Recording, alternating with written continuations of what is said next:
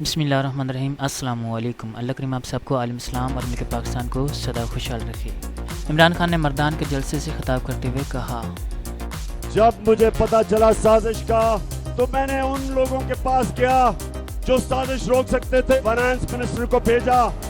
میں نے کہا بتاؤ ان لوگوں کو جو نیوٹرل اپنے آپ کو کہتے ہیں کہ اگر آج آپ نے یہ سازش کامیاب ہونے دی تو یہ ملک کی معیشت تباہی کی طرف جائے گی۔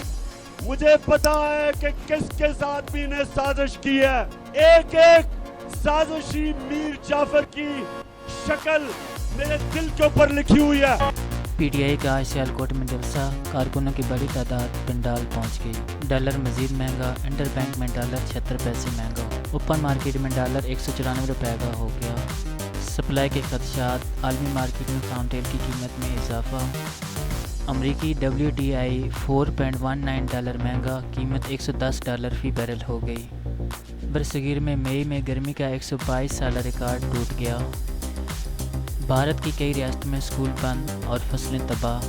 عمرہ کرنے والوں کے لیے خوشخبری، سعودی حکومت نے عمرہ ویزا کی مدت 30 روز کر دی۔ زائرین اپنے عزیز و اقارب کے گھر بھی قیام کر سکیں گے۔ Thanks for watching. صدر شاد و آباد اور ہنستے مسکراتے رہو۔ اللہ حافظ۔